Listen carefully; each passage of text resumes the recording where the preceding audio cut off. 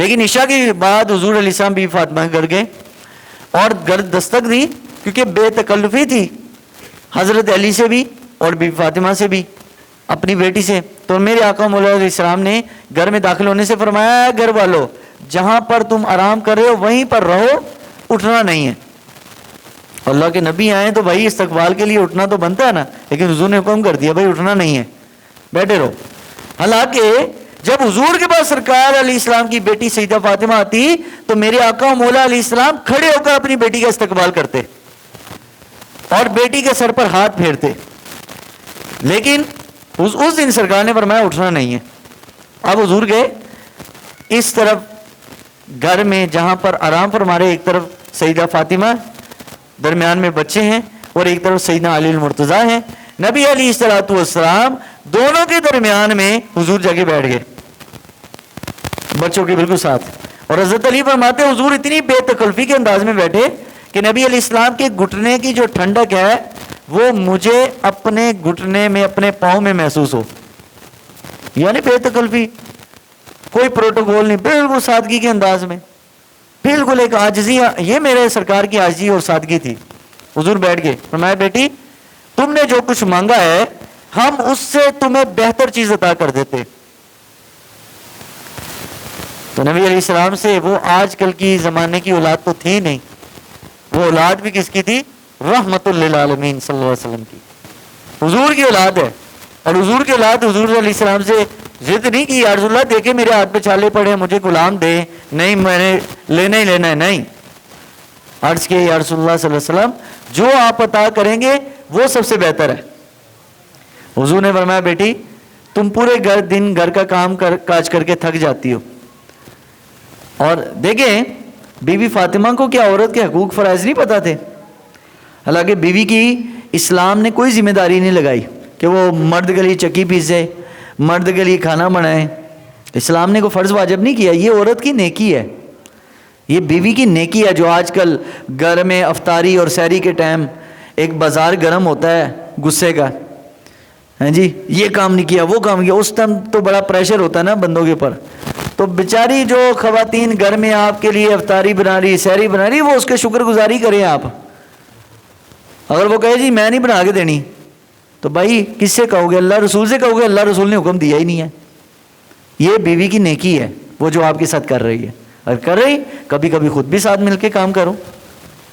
ہاں یہ بھی بات ہے، بعض وہ ذمہ داریاں ہیں جو شوہر پوری کرتا ہے جو اللہ رسول نے نہیں لگائی، وہ یہ بھی بات ہے. دونوں طرف سے نیکی کا معاملہ برابر ہونا چاہیے، پھر گھر بڑی محبت سے چلتا ہے. تو سیدہ فاطمہ گھر کے کام کاج کر رہے ہیں، حالانکہ سیدہ فاطمہ سے زیادہ قرآن حدیث کون جانتا ہے بھائی؟ اگر وہ دین نہیں جانتے تو اس امت میں کوئی بھی نہیں جانتا. لیکن انہوں نے یہ نہیں کبھی حضرت علی سے کہا بھائی میں نہیں کرتی گھر کے کام، میرے ہاتھ میں چھلے پڑ گئے. کیا شوہر کی خدمت کی، کیونکہ شوہر کی خدمت کرنے بھی ایک نیکی ہے.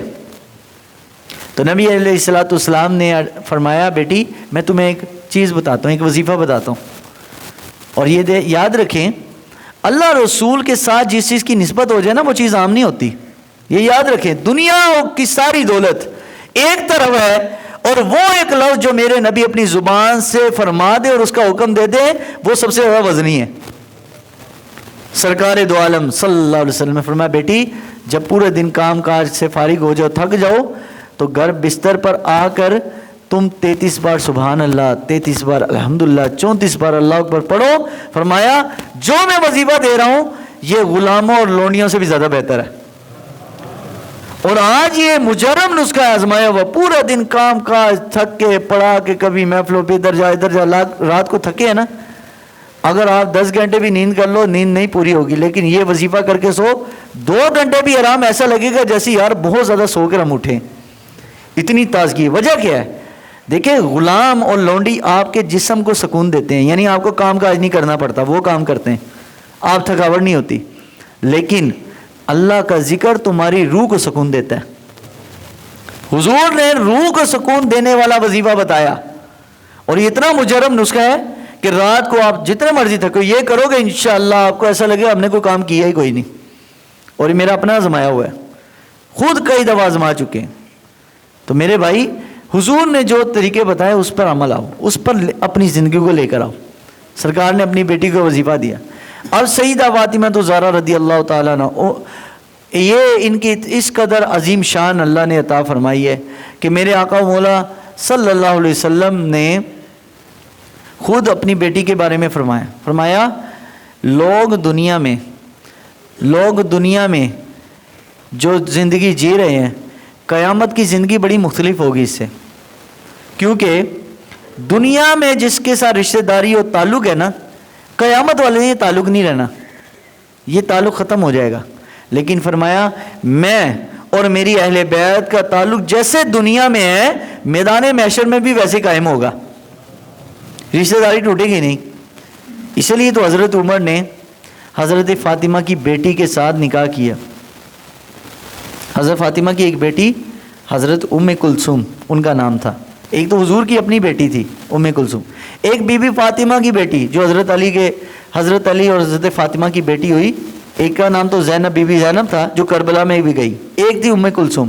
حضرت عمر نے ان سے نکاح کیا تو کسی نے پوچھا کہ عمر آپ اس زندگی کے اس حصے میں بڑھاپے کے اندر آپ ایک جوان لڑکی حضرت علی کی بیٹی 15 سال ان کی عمر، حضرت عمر رضی اللہ تعالیٰ عنہ کی ایج کتنی ہے جناب؟ 60 سال تقریباً، بڑھاپے میں اب 15 سال کی لڑکی۔ آج کے زمانے میں لوگ کریں تو کہ یار دیکھ بڈھے نو شرم ہی نہیں آندی، اور بھائی لیکن یہ تعلق اور شادی حضرت عمر نے کیوں کیا؟ آپ نے فرمایا اس لیے میں شادی کر رہا ہوں کہ میں نے حضور کی زبان سے سنا ہے قیامت کو ساری رشتہ داریاں لوگوں کی ختم ہو جائیں گی، لیکن جس کی رشتہ داری اور تعلق میری اور میری آل کے ساتھ ہوگا وہ قائم رہے گا۔ تو سیدہ فاطمہ کی بیٹی ام کلثوم کے ساتھ حضرت عمر نے نکاح کیا، حضرت علی سے رشتہ مانگا، حضرت علی نے نکاح خود پڑھایا حضرت عمر کا۔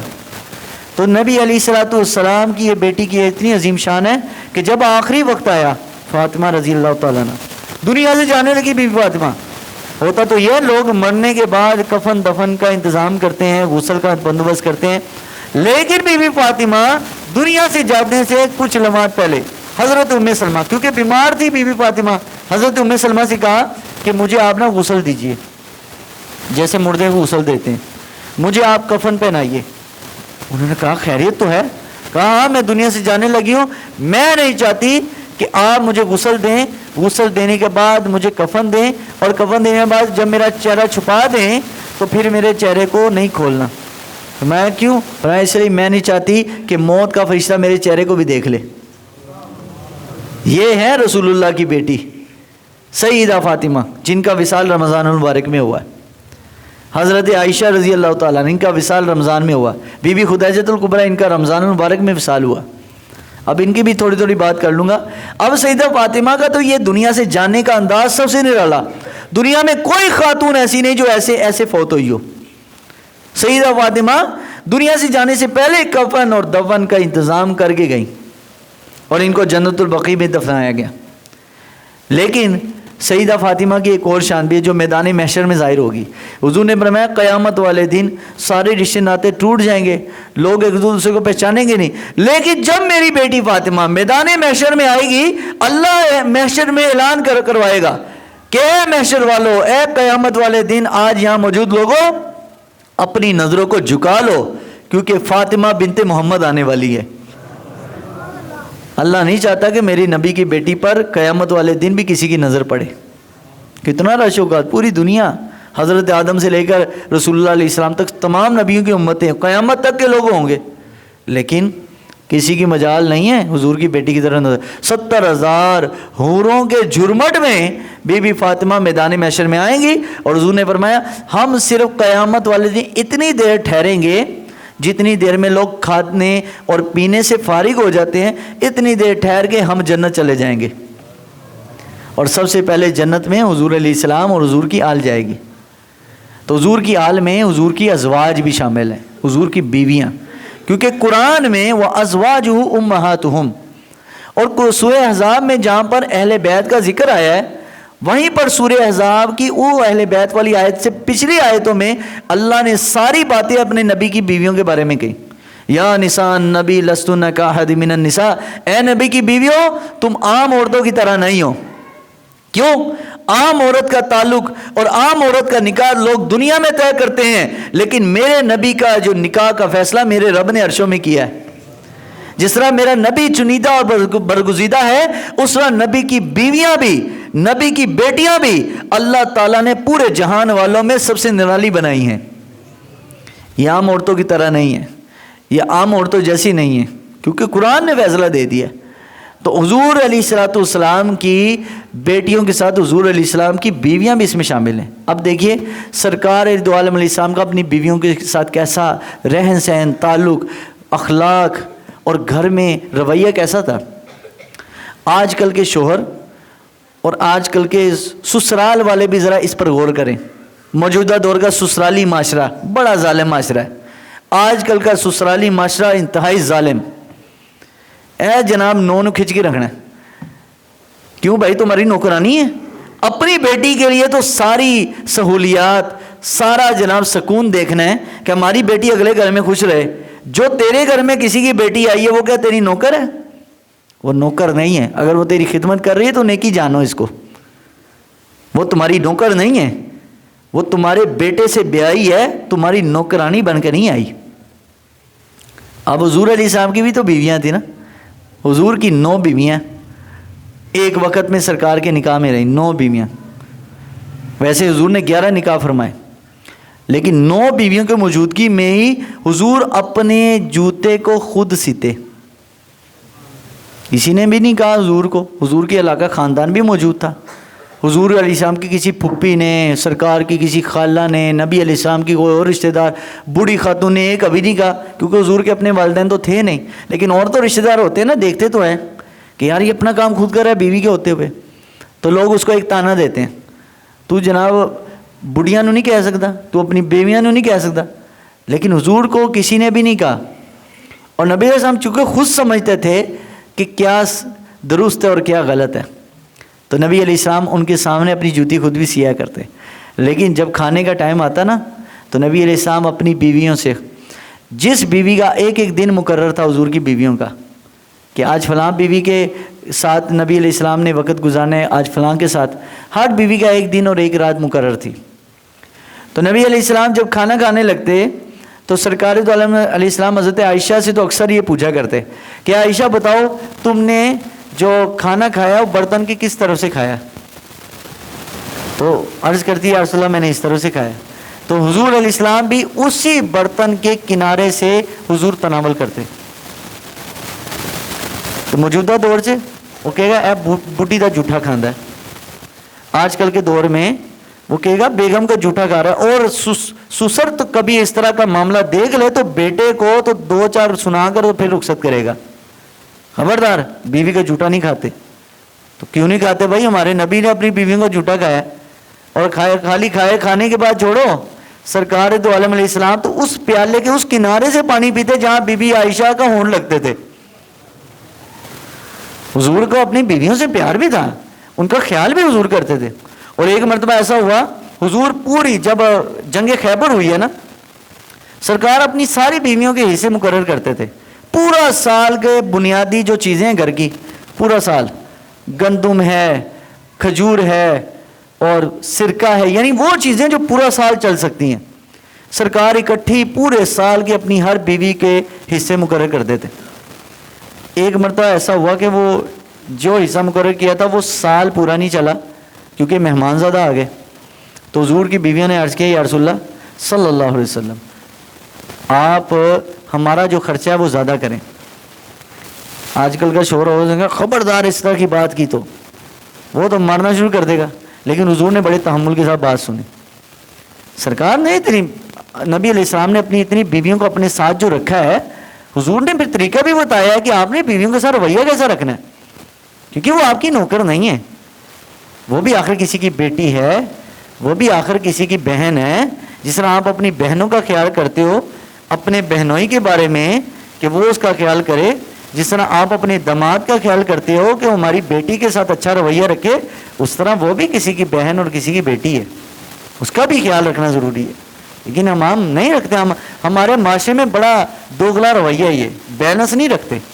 کیونکہ حضور نے فرمایا بہترین مومن وہ ہے جو اپنے لیے پسند کرتا ہے وہ دوسرے کے لیے کرے. تو آپ یہاں سے اندازہ لگائیں میں اپنے لیے کیا کرتا ہوں, اپنی بیوی کے لیے کیا کرتا ہوں, تو میری بہن جو کسی کے گھر بیٹھی ہے تو اس کے لیے بھی پھر وہی ہونا چاہیے. یا تو خود اتنا انصاف کرو نا کہ وہ اگلا بندہ آپ سے متاثر ہو کہ یار یہ اپنی بیوی سے اچھا ہے تو میں اس کی بہن کے ساتھ بھی اچھا رہوں. تو نبی پاک صلی اللہ علیہ وسلم کی بیویوں نے کہا 1 سال حضور خرچہ پورا نہیں ہے, خرچہ ہمارا بڑھائیں. فوراً حضرت عمر اپنی بیٹی کی طرف, حضرت صدیق پر اپنی بیٹی کی طرف لپکے مارنے کے لیے کہ تم اللہ کے نبی سے یہ سوال کر رہی ہو. حضور نے منع کیا, فرمایا عمر, ابو بکر, آپ نے ان کو کچھ کہنا نہیں, ان کا حق ہے, یہ ان کا حق ہے, ان کو مانگنے دو. میرا ذمہ داری ہے ان کے نان و نفقہ پورا کرنا, شوہر کی ذمہ داری ہے, تو میں شوہر ان کا ہوں اور میں پورا کروں گا.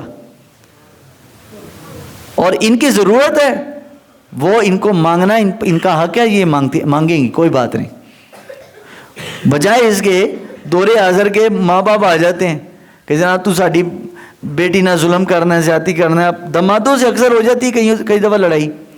تو حضور علیہ السلام کے سوسر ہیں صدیق اکبر, حضرت عمر, انہوں نے کوئی اعتراض نہیں کیا بلکہ الٹا اپنی بیٹی کو ڈانٹ رہے ہیں. یہ بہترین گھر کے سنوارنے کا بہترین نسخہ ہے کہ پہلے اپنی اصلاح ڈھونڈیں, اپنی اصلاح کریں, اور اس کے بعد دوسرے پہ اعتراض کریں کہ جناب آپ نے زیادتی کی ہے. جب آپ خود ٹھیک ہوں گے تو آپ کے ساتھ معاملہ بھی اچھا ہوگا. جب آپ کسی کی بیٹی کے ساتھ اچھے ہوں گے تو آپ کی بیٹی کے ساتھ اچھا ہوگا. تو ایک مرتبہ یہاں تک کہ یہ تو بات تھی صرف جھوٹا کھانے کی. نبی علیہ الصلوۃ والسلام کے زندگی کے آخری ایام تھے, سرکار علیہ السلام پر سخت بخار. نبی علیہ السلام وضو کے لیے تشریف لائے, نماز کا وقت ہو چکا تھا. تو بی بی عائشہ رضی اللہ تعالیٰ فرماتی ہیں کہ حضور مسواک کی طرف دیکھیں بار بار. تو میں نے مسواک پکڑ لی لیکن مسواک سخت تھی. سرکار دو عالم علیہ السلام چونکہ مسواک چبا نہیں سکتے کیونکہ بخار کا بڑا اثر تھا نبی علیہ السلام پر آخری ایام میں. تو فرمایا کہ میں نے مسواک کو نرم کیا. کون نرم کر رہا؟ حضرت عائشہ, حضور کی بیوی ہے.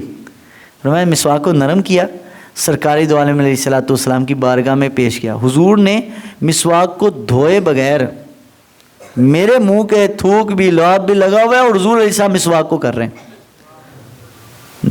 تھوڑی سی بھی کراہت محسوس نہیں کی کہ یہ بیوی کا جھوٹا ہے یا اس کا تھوک لگا ہوگا, نہ, حضور نے کراہت بھی نہیں کی. وہی مسواک نبی علیہ السلام نے کرنا شروع کر دی اپنے منہ میں. تو حضور علیہ السلام اپنی بیوی سے اتنی محبت کرے تو آج کا سسرالی معاشرہ, خبردار پتر بیوی دا جھوٹا نہیں کھانا, بیوی دا جھوٹا نہیں پینا. تو بھائی یہ ظلم و زیادتی ہے. حضور کی سنت ہے یہ. سرکاری دو عالم رحمت عالم صلی اللہ علیہ وسلم خالی اپنی موجودہ بیویاں نہیں, اپنی فوت شدہ بیویوں کے بارے میں بھی حضور بڑا خیال کرتے تھے. ایک مرتبہ ایسا ہوا کہ گھر میں کو گوشت بھنا ہوا پکایا نبی علیہ السلام نے. جب پکا لیا تو حضرت عائشہ کو فرمایا, عائشہ یہ فلاں عورت ہے نا, اس کے گھر یہ دے کے آؤ, ایک فلاں عورت ہے اس کے بھی گھر دے آؤ, ایک اور عورت ہے اس کے بھی گھر دے آؤ. عرض کیا یا رسول اللہ وہ نہ ہمارے رشتہ دار نہ ہمارا ان کے ساتھ کوئی تعلق, تو یہ خیریت ہے, اگر دینا تو پھر سارے مسلمانوں کو بانٹ دیں. حضور نے فرمایا نہیں, یہ بات نہیں ہے, نہ وہ ہمارے رشتہ دار ہیں نہ ہمارا ان کے ساتھ کوئی تعلق ہے, لیکن ایک تعلق ہے ان خواتین کا. پوچھا یا رسول اللہ وہ کون سا تعلق؟ فرمایا میری جو سب سے پہلی بیوی حضرت خدیجہ الکبریٰ, یہ تمام عورتیں خدیجہ الکبریٰ کی سہیلیاں تھیں, اس وقت ان کے ساتھ تعلق تھا. آج میں ان کی سہیلیوں کے ساتھ اچھا اخلاق رکھ کے میں چاہتا ہوں کہ مجھے اپنی خدیجہ سے محبت ہے تو ان کے ساتھ جن عورتوں کا تعلق تھا تو میں ان کے ساتھ بھی ایسا ہی پیار اور محبت والا تعلق رکھتا ہوں. حضور نے ان کے گھر بھیجا کھانا, اور جب بھی گھر میں کوئی خاص چیز بچتی تو حضور بھیجتے اور فرماتے خدیجہ ایسی تھی, خدیجہ ایسی. اپنی بیوی کی تعریف حضور اپنی زبان سے کر رہے ہیں. تو ایک مرتبہ بی بی عائشہ, ظاہری بات ہے سوکن کے اندر تھوڑا تو اپنی دوسری سوکن کے بارے میں تو ہوتا ہے نا معاملہ. تو ایک دو مرتبہ حضرت عائشہ نے عرض کیا, حضرت حفصہ نے, حضرت ام حبیبہ نے, حضرت زینب نے, یہ ساری حضور کی بیویاں بیٹھی ہوئی, سب نے عرض کیا حضور آپ کیا وہ بوڑھی لال گالوں والی بڑھیا خاتون کی باتیں کرتے رہتے ہیں کہ وہ ایسی تھی وہ ایسی، وہ تو بڑھیا سی تھی. تو حضور نے فرمایا عائشہ بات یہ ہے جس زمانے میں پورے مکے والوں نے میرا ساتھ چھوڑا تھا، میری یہ وفاشار بیوی اس وقت بھی میرے ساتھ کھڑی رہی. اس کا مطلب اپنی بیویوں کا احسان اگر موقع ویلے تمہارے ساتھ کھڑی رہی ہے، تمہارے ساتھ گزارا کیا تو وہ یاد رکھو. مشکل وقت میں آپ کے ساتھ گزارا کیا تو وہ یاد رکھو. یہ حضور کی سنت ہے، حضور کی زندگی. دیکھیں افتؤمنون ببعض الکتاب وتکفرون ببعض، وہ یہودیوں کی یہ عادت تھی کہ وہ دین کی کچھ باتیں مانتے تھے اور کچھ چھوڑ دیتے تھے. جیڑی مرضی دی آئی وہ گل وہ مان لیتی. آج یہ چیز ہمارے مسلمانوں میں بھی شروع ہو گئی. وہ کہتا جیڑی میری طبیعت دی حدیث ہے نا یا میری طبیعت والی دین دی گل ہے وہ تو میں مننی ہے، لیکن جو میری طبیعت پر نہیں ہے وہ نہیں میں مانتا. تو بھائی بہت ساری قرآن کی باتیں حدیث کی باتیں طبیعت پر بڑی بوجھل ہوتی ہیں. اس کا یہ نہیں مطلب کہ جناب میں نہیں مانوں. کہا جی مانتا ہوں، اس کو ایمان بھی رکھتا ہوں، لیکن عمل میں سستی ہو جاتی ہے. اللہ توفیق دے. اللہ سے دعا کیا کرو. یہ نہیں کہ جناب ایت حدیث نہیں ہو سکتی. کیوں نہیں ہو سکتی بھائی؟ تیری مرضی کے خلاف ہے اس لیے نہیں ہو سکتی. تو کئی لوگ احادیث اور قرآن کو اس لیے نہیں مانتے، وہ کہتے ہیں جناب میرے خیال نہ ٹھیک نہیں. کیوں نہیں ٹھیک؟ تیرا خیال تو بھائی جائے باڑ میں، ہم نے تو ماننا ہے اللہ رسول کے فرمان کو. سرکار کی زندگی کیا ہے؟ تو حضور علیہ السلام اپنی بیوی اور حضرت عائشہ فرماتی ہیں رضی اللہ تعالیٰ عنہ کہ نبی علیہ السلام جب دنیا سے وصال کیا اور بہت ساری آیتیں جب نبی علیہ السلام بسترے پر آرام فرما رہے ہوتے، فرمایا یہ سعادت مجھے ملی. اور نبی کوہ طور پر وحی لینے جاتے تھے، لیکن فرمایا اللہ نے ہمارے حجرے کو یہ عظیم شرف بخشا کہ ہمارا حجرہ وہ حجرہ ہے جہاں پر نبی علیہ السلام پر قرآن کی آیتیں اترتی تھیں. آج بھی گنبد خضرا جو سبز گنبد ہے یہ وہ حجرہ ہے جس کو حجرہ عائشہ کہا جاتا ہے. آج دیکھیں حضور کی اور بھی بیویاں ہیں، لیکن سرکار نے حضرت عائشہ کے حجرے میں دفن ہونا پسند کیا. آج اور بیویوں کے جو کمرے ہیں وہ مسجد نبوی میں آ گئے، وہ مسجد کا حصہ ہیں، لیکن ایک بیوی کا حصہ آج بھی مسجد کا حصہ نہیں. آج لوگ اس کی زیارت کرنے کے لیے مسجد نبوی آتے ہیں، ورنہ مسجد نبوی کی یہ شان نہ ہوتی. یہ مسجد نبوی اس کو اس لیے کہا گیا کہ یہاں رسول اللہ علیہ السلام قبر میں آرام کر رہے ہیں، اس لیے اس کو مسجد نبوی کہتے ہیں. حالانکہ خانہ کعبہ سے زیادہ لوگ مسجد نبوی جاتے ہیں کیونکہ یہاں سرکار دو عالم علیہ السلام کا روزہ مبارک ہے. اور وہ روزہ مبارک کہاں بنا؟ بی بی عائشہ کے کمرے میں. اور حضور نے فرمایا جس شخص نے میری قبر کی زیارت کر لی، من زار قبری وجبت لہ شفاعتی، جس نے میری قبر کو دیکھ لیا یعنی حجرہ عائشہ کو دیکھ لیا، فرمایا وجبت لہ شفاعتی، اس پر میری شفاعت واجب ہو گئی ہے. تو یہ اعزاز سیدہ عائشہ کے حصے میں گیا ہے. اور عائشہ تو صدیقہ ام المومنین رضی اللہ تعالیٰ عنہ وہ عظیم خاتون ہے کہ نبی پاک صلی اللہ علیہ وسلم نے فرمایا عائشہ اور میرا نکاح رب العالمین نے عرشوں پہ کیا. اور پہلے نکاح کرنے سے پہلے مجھ سے پوچھا کہ آپ کو قبول ہے، آپ کو پسند ہے؟ جب میں نے ہاں میں جواب دیا تو رب العالمین نے میرا نکاح عائشہ کے ساتھ کیا. تو عائشہ صدیقہ حضرت خدا جی کو دیکھیں، یاد رکھیں بنیادی اصول سمجھ لیجئے اہل سنت کا عقیدہ کہ اہل سنت ہم اس کو کہتے ہیں کہ جو نبی کے در والے ہوں یا نبی کے گھر والے ہوں سب کو مانتے ہیں رسول اللہ کی وجہ سے. سب کی عزتیں، سب کی عظمتیں اور سب کی برکتیں سرکار دو عالم علیہ السلام کی وجہ سے ہیں. ہم نے سب کو سرکار کی وجہ سے مانا ہے، چاہے گھر والے ہوں یا در والے ہوں. ہم نے اس گھر والوں کی وجہ سے سرکار کو نہیں مانا یا در والوں کی وجہ سے سرکار کو نہیں مانا، دونوں کو مانا سرکار کی وجہ سے. تو اصل عظمت اور اصل برکت اور اصل جو ہے عزت وہ ہمارے سرکار کے لیے.